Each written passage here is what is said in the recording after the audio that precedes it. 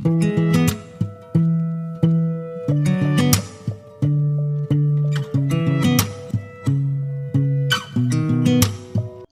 Students, welcome again to the ST Tube channel.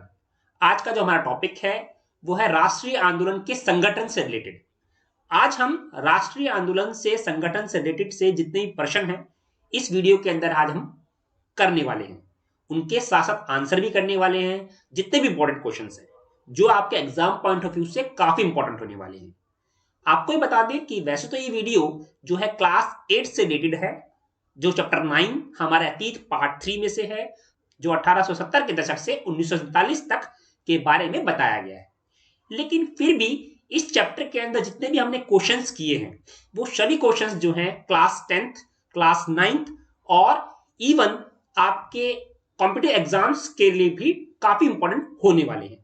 तो ये video आप सभी के लिए काफी इंपॉर्टेंट होने वाली है, तो इस वीडियो को ध्यान से देखिएगा। और अगर वीडियो अच्छी लगे तो प्लीज लाइक और शेयर जरूर कीजिएगा। तो आइए हम स्टार्ट करते हैं आज की वीडियो। हमारा क्वेश्चन नंबर 1 है 1870 और 1880 में बनी राजनीतिक संगठनों के नाम लिखो।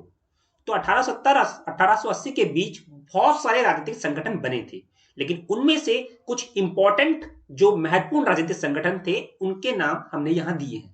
पहला है आपका पूना सार्वजनिक सभा, दूसरा है आपका इंडियन एसोसिएशन, तीसरा है मद्रास महाजन सभा और चौथा है मुंबई रेजिडेंसी एसोसिएशन और एक और है भारतीय राष्ट्रीय कांग्रेस, जो कि काफी इंपॉर्टेंट है। ठीक है, हमारा क्वेश्चन नंबर 2 जो है वो है संप्रभु का अर्थ क्या है। संप्रभु का अर्थ क्या है? तो भारी हस्तक्षेप के बिना स्वतंत्र रूप से कदम उठाने की क्षमता, उसे कहते हैं हम संप्रभु। नेक्स्ट है आपका प्रश्न नंबर 3, आर्म्स एक्ट क्या था और कब पारित हुआ था। आर्म्स एक्ट 1878 में पारित हुआ था, जिसके माध्यम से भारतीयों द्वारा अपने पास हथियार रखने का अधिकार छीन लिया गया था। ये ब्रिटिश सरकार ने कानून पारित किया था। तो नेक्स्ट क्वेश्चन है आपका प्रश्न नंबर 4, वर्नाक्युलर प्रेस एक्ट क्या था और कब पारित हुआ। तो वर्नाक्युलर प्रेस एक्ट 1870 में पारित हुआ, जिससे किसी भी प्रकार की निंदा करने वालों को शांत कराया जा सके। इस काम में प्रावधान था कि अगर किसी अखबार में कोई सरकार को लेकर, ब्रिटिश सरकार को लेकर कोई आपत्तिजनक चीज छपती है तो सरकार उसकी प्रिंटिंग प्रेस सहित सारी संपत्ति को जब्त कर सकती है। नेक्स्ट क्वेश्चन आपका है क्वेश्चन नंबर 5, इल्बर्ट बिल क्या था और कब लागू किया गया। यह बिल 1883 में पास हुआ। इस विधेयक में प्रावधान किया गया था कि भारतीय न्यायाधीश भी ब्रिटिश या यूरोपीय व्यक्तियों पर मुकदमा सुना सकते हैं, ताकि भारत में काम करने वाले अंग्रेज भारतीय न्यायाधीशों के मध्य समानता स्थापित की जा सके।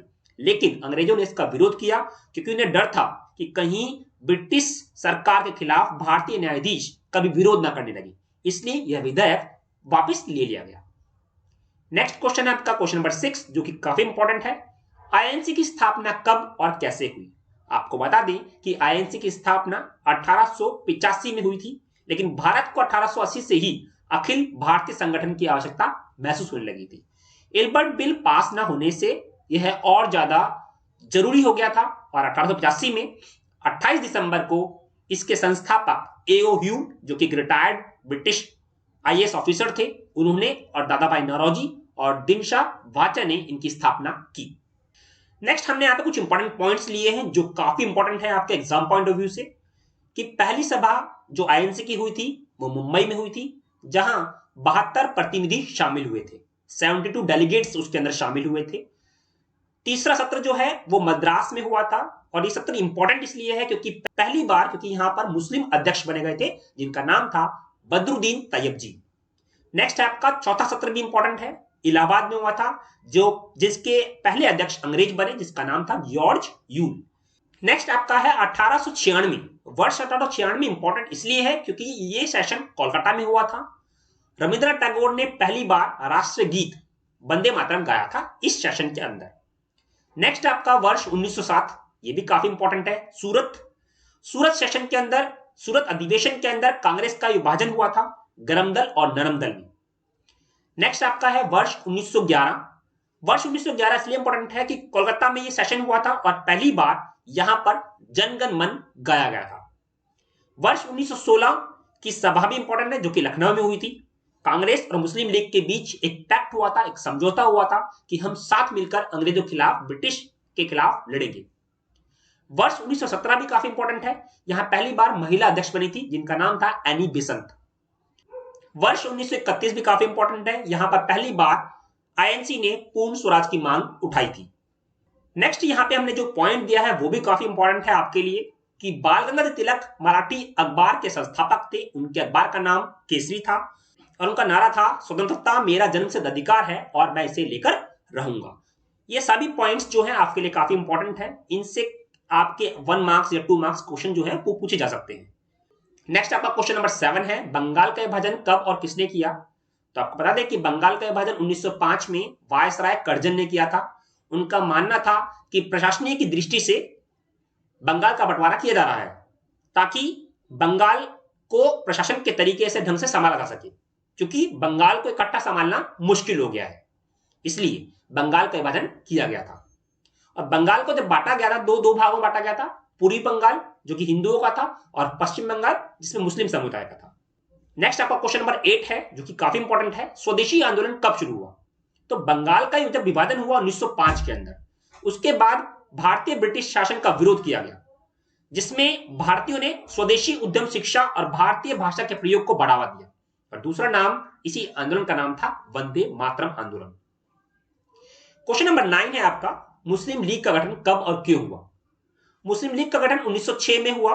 मुसलमान जमींदारों और नवाबों के समूह ने ढाका में मुस्लिम लीग का गठन किया। उनकी मांग थी कि मुसलमानों के लिए अलग प्रतिनिधि चुनने की व्यवस्था की जाए। क्वेश्चन नंबर 10 है आपका कि पहला विश्व युद्ध कब हुआ और इससे भारत की आर्थिक स्थिति पर क्या असर पड़ा? तो आपको बता दें कि पहला विश्व युद्ध जो था वो 1914 से 1918 के बीच हुआ। इस युद्ध ने भारत की आर्थिक और राजनीतिक दशा को पूरी तरह बदल डाला था। इसके कारण ब्रिटिश औपनिवेशिक सरकार के खर्चे में बहुत वृद्धि हुई थी। इसको पूरा करने के लिए सरकार ने निजी आय और व्यवस्था हित लाभ पर सैनिक खर्चों से आम लोगों की जिंदगी और कठिन हो गई थी, क्योंकि टैक्स इतना ज्यादा बढ़ गया था कि टैक्स बढ़ने से लोग जो थे वो कर्जे में डूब गए थे और लोग टैक्स दे नहीं पा रहे थे और जबरदस्ती यहां पर किसानों को भर्ती कराया जा रहा था सेना के अंदर। इसमें एक पॉइंट ये भी है कि कुछ भारतीय उद्योगों के मालिकों को इससे लाभ भी बहुत हुआ था, क्योंकि उनके उत्पाद तेजी से बिक रहे थे, क्योंकि वहां पर उत्पाद जो बनने वाले थे युद्ध से संबंधित थे, वो सभी चीजें वहां बन रही थी, इसलिए उन भारतीय उद्योगों के मालिकों को काफी ज्यादा लाभ हो रहा था। नेक्स्ट आपका क्वेश्चन नंबर 11 है, रूसी क्रांति कब हुई? तो रूसी क्रांति जो हुई 1917 में हुई, काफी इंपॉर्टेंट है। देन क्वेश्चन नंबर 12 आते हैं हम, महात्मा गांधी दक्षिण अफ्रीका से भारत कब लौटे? तो महात्मा गांधी 1915 में लौटे थे, जब उनकी उम्र थी उस समय पर 46 वर्ष के थे वो। नेक्स्ट आपका क्वेश्चन नंबर 13 है जो काफी इंपॉर्टेंट है, कई बार पूछा गया एग्जाम में। महात्मा गांधी जब भारत लौटे तो उन्होंने कौन से 3 आंदोलन की शुरुआत की थी? तो पहला आपका चंपारण 1915, दूसरा 1916 खेड़ा सत्याग्रह और तीसरा 1918 अहमदाबाद मिल। ये तीनों आंदोलन महात्मा गांधी ने जब किए थे जब वो भारत लौटे थे। कहां से लौटे थे? दक्षिण अफ्रीका से। द नेक्स्ट क्वेश्चन है आपका क्वेश्चन नंबर 14, रॉलेट सत्याग्रह क्या था? उत्तर है इसका कि रॉलेट सत्याग्रह 1919 में पास किए गए रॉलेट एक्ट के विरुद्ध था। यह कानून अभिव्यक्ति की स्वतंत्रता जैसे मूलभूत अधिकारों पर रोक लगाने और पुलिस को अधिकार देने के लिए लागू किया गया था। 1919 में ऐसा कानून पास किया गया था, रॉलेट एक्ट, और इसके विरोध में जो सत्याग्रह किया गया था उस सत्याग्रह का नाम था रॉलेट सत्याग्रह। देन नेक्स्ट क्वेश्चन है क्वेश्चन नंबर 15 जो भी काफी इंपॉर्टेंट है, जलियांवाला बाग हत्याकांड क्या था? बैसाखी का दिन 13 अप्रैल 1919 को लोग फसल कटने की खुशी में सारे लोग जो थे वो जलियांवाला बाग में इकट्ठा हुए थे खुशी मनाने के लिए।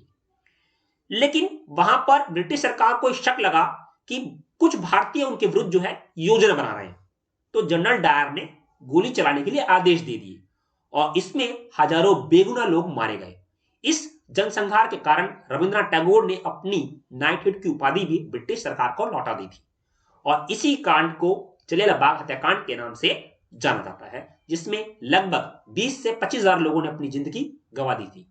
नेक्स्ट आपका क्वेश्चन नंबर 16 है, खिलाफत आंदोलन के नेता कौन थे? मोहम्मद अली जिन्ना और शौकत अली। 1920 में इसकी स्थापना की गई थी। क्वेश्चन नंबर 16 है आपका, खिलाफत आंदोलन क्यों किया गया था? उत्तर है इसका 1920 में अंग्रेजों ने तुर्की के सुल्तान पर कठोर संधि थोप दी थी और मुसलमान ये चाहते थे कि पुराने रोमन साम्राज्य में स्थित पवित्र मुस्लिम स्थानों पर खलीफा का ही अधिकार होना चाहिए, इसलिए वो लोग इन्होंने खिलाफत आंदोलन किया था। इसी खिलाफत आंदोलन की वजह से एक बार फिर मुस्लिम और हिंदू आपस में मिल चुके थे। आपका क्वेश्चन नंबर 17 जो है वो है विदेशी कपड़ों के आयात पर भारी कमी कब आई। तो 1920 से 1930 के बीच विदेशी कपड़ों के आयात में भारी कमी आई थी। भारत से बने जो शिल्प जो कार्य थे, जो भारत में हाथ से बने कपड़े थे, वो ज्यादा बिकने लगे थे, जिस वजह से विदेशी कपड़े के आयात में कमी आई थी। क्वेश्चन नंबर 18 है आपका, किन लोगों ने वन सत्याग्रह किया। तो आंध्र प्रदेश में गुंटूर जिले के आदिवासियों ने वन सत्याग्रह किया था। क्वेश्चन नंबर 19 है आपका, कहां पर और क्यों गांधी महाराज की जय के नारे लगाए गए थे। तो असम के चाय बागान मजदूरों ने अपनी तनख्वाह में वृद्धि की मांग आरंभ की थी। उन्होंने अंग्रेजों स्वामित्व वाली नौकरी छोड़ दी थी, इसलिए वहां पर उन्होंने गांधी महाराज की जय के नारे लगाए थे। और इसमें यह भी पॉइंट आता है कि जब महात्मा गांधी ने जो आंदोलन किया था, उस समय पर चाय के बागान में मजदूरों ने इस आंदोलन को कुछ और ही रूप से ले लिया था। उनका मतलब था कि हम जो चाहेंगे वैसा होगा, लेकिन महात्मा गांधी का जो आंदोलन था उसका उद्देश्य कुछ अलग था। इस उद्देश्य को अपने आप से जोड़ लेना, इस वजह से इन्होंने यहां पे नारा दिया, महात्मा गांधी की जय। क्वेश्चन नंबर 20 है आपका कि पंजाब में सिखों ने कौन सा आंदोलन चलाया था। तो इसका उत्तर है कि पंजाब में ब्रिटिश सरकार ने कुछ महंतों को रखा था, उनके गुरुद्वारे के अंदर जो भ्रष्ट थे पूरी तरह से, उन्हें हटाने के लिए ही सिखों ने यह आंदोलन चलाया था। नेक्स्ट है आपका क्वेश्चन नंबर 21, चोरी चोरा कांड कब और कहां हुआ था। तो फरवरी 1922 में जब किसानों का समूह शांतिपूर्वक ब्रिटिश सरकार के खिलाफ जुलूस निकाल रहा था, तो पुलिस ने उनके तरफ से कार्रवाई करते हुए उन पर गोली चला दी। भीड़ हिंसक हुई और उन्होंने पुलिस थाने में आग लगा दी, जिससे 22 पुलिसकर्मी मारे गए थे। और इस कांड को चोरी चोरा कांड कहा जाता है, जिसकी वजह से महात्मा गांधी ने चल रहे आंदोलन को भी रोक दिया था। नेक्स्ट आपका क्वेश्चन नंबर 22, कौन से दो नेता थे जो अंग्रेजों के परिषद भाग लेने में समर्थन में थे। तो यहां पे एक इंपॉर्टेंट पॉइंट है कि जब आईएनसी के अंदर इस बात की सहमति हुई थी कि अंग्रेजों ने जो परिषद बनाया है जिसमें इलेक्शन होगा और उस चुनाव में हम लोग पार्टिसिपेट करेंगे, तो काफी लोग उसके खिलाफ थे। लेकिन दो लोग जो थे वो अंग्रेजों के परिषद में भाग लेने के समर्थन में थे, वो थे आपके चित्तरंजन दास और मोतीलाल नेहरू जी। नेक्स्ट आपका क्वेश्चन नंबर 23, सविनय अवज्ञा आंदोलन कब शुरू किया गया। तो 1930 में। नेक्स्ट है आपका question number 24, Simon commission Bharat कब आया। तो आपको बता दें कि इसका उत्तर है कि 1927 में इंग्लैंड में बैठी ब्रिटिश सरकार ने साइमन की अगुवाई में एक आयोग भारत भेजा। आयोग को भारत के राजनीतिक भविष्य का फैसला करना था कि भारत को किस तरह से चलाया जाए, कि ब्रिटिश सरकार भारत को किस तरह चला है और आगे भी किस तरह से चलाएगा। इस बात के लिए यह आयोग को भारत भेजा गया था। इस आयोग में एक भी भारतीय ना होने के कारण यहां पर प्रदर्शनकारियों ने इसका विरोध किया और नारा दिया साइमन गो बैक। और यहां पे एक इंपॉर्टेंट पॉइंट आता है, जब साइमन कमीशन गो बैक का नारा दिया गया था, उन प्रदर्शनकारियों के अंदर लाला लाजपत राय भी शामिल थे और लाठियों के लगने से लाला लाजपत राय की उस समय पर मृत्यु हो चुकी थी। नेक्स्ट क्वेश्चन आपका क्वेश्चन नंबर 25, HSRA क्या था, इसकी स्थापना किसने और क्यों की थी। तो आपको बता दें कि हिंदुस्तान सोशलिस्ट रिपब्लिक एसोसिएशन की स्थापना भगत सिंह और अन्य साथियों ने की। इसमें मजदूर और किसान शामिल थे। HSRA सदस्यों ने ही लाला लाजपत राय पर लाठीचार्ज करने वाले जॉन सॉन्डर्स नामक पुलिस अफसर की हत्या की थी। जॉन सॉन्डर्स वही आदमी है जिसने साइमन गो बैक का जब नारा देने पर जब भीड़ जो थी इकट्ठी हो चुकी थी, तो उस भीड़ को हटाने के लिए जॉन सॉन्डर्स नामक ब्रिटिश अफसर ने ही वहां पर लाठीचार्ज करने के लिए कहा था और इसका विरोध करते ही लाला लाजपत राय की मृत्यु हो गई थी। तो HSRA सदस्यों ने ही जॉन सॉन्डर्स को मारा था। नेक्स्ट क्वेश्चन, क्वेश्चन नंबर 26, जो काफी इंपॉर्टेंट है, अंबाबाई कौन थी। अंबाबाई कर्नाटक में 12 साल की उम्र में उनका विवाह हुआ। 16 साल की उम्र में वह विधवा हो गई और बाद में उन्होंने कई आंदोलन में भागीदार रही और उन्हें कई बार जेल भी जाना पड़ा। आप सोच सकते हैं कि 12 साल, मात्र 12 साल की उम्र में उन्होंने क्या क्या सहा होगा अपने जीवन के अंदर। यह थी अंबाबाई की छोटी सी कहानी। देन क्वेश्चन नंबर 27, पूर्ण स्वराज की मांग का प्रस्ताव कब पास हुआ। तो 1929 में आईएनसी में जवाहरलाल नेहरू की अध्यक्षता में लाहौर अधिवेशन में यह प्रस्ताव पारित किया गया था। नेक्स्ट क्वेश्चन, क्वेश्चन नंबर 28, जो काफी इंपॉर्टेंट है, दांडी मार्च क्या था। इसका उत्तर है कि 1930 में गांधी जी ने नमक कानून तोड़ने के लिए यात्रा निकाली थी। उस समय ब्रिटिश सरकार ने नमक पर, उसके उत्पादन पर और बिक्री पर एक अधिकार लगा दिया था। मतलब ब्रिटिश सरकार जो है वही नमक बना सकती है और वही बेच सकती है। इसलिए महात्मा गांधी ने निर्णय किया कि वो 240 किलोमीटर दूर जाकर दांडी तक पैदल जाएंगे और वहां पर जो तट है, जो समुद्र तट है, वहां से वो नमक बनाएंगे और कानून का उल्लंघन करेंगे। जिस वजह से इसका नाम पड़ा दांडी यात्रा या दांडी मार्च। नेक्स्ट क्वेश्चन है आपका question number 29। Government of India act कब पारित हुआ? तो 1935 में सरकार ने घोषणा की कि प्रांतीय विधायिका के लिए चुनाव कराए जाएंगे। यह ब्रिटिश सरकार ने फैसला किया था कि 1935 एक्ट के अनुसार कुछ प्रांतीय विधायकों में चुनाव कराए जाएंगे। नेक्स्ट आपका क्वेश्चन नंबर 30। दूसरा विश्व युद्ध कब तक चला था? तो 1939 1939 में दूसरा विश्व युद्ध शुरू हुआ और 1945 तक चला। 1945 वही साल है जिस साल में जापान पर हिरोशिमा और नागासाकी में बम फेंका गया था। नेक्स्ट है आपका क्वेश्चन नंबर 31। वीर लखन नायक कौन थे? तो वीर लखन नायक वो शख्सियत थी जिसने 20,000 लोगों का समूह इकट्ठा किया और अंग्रेजों के खिलाफ कई आंदोलन भी किए, जिसमें से भारत छोड़ो आंदोलन में भी उन्होंने भाग लिया था। नेक्स्ट आपका क्वेश्चन नंबर 32। करो या मरो नारा किसने दिया था? महात्मा गांधी ने दूसरे विश्व युद्ध के बाद अंग्रेजों के खिलाफ एक नया दौर शुरू किया और नारा दिया करो या मरो। नेक्स्ट आपका क्वेश्चन नंबर 33। 1940 में मुस्लिम लीग ने किस प्रस्ताव को पास किया? तो 1940 में मुस्लिम लीग ने देश में पश्चिम और पूर्वी क्षेत्रों में मुसलमानों के लिए स्वतंत्र राज्य हो, इस चीज का प्रस्ताव पास किया।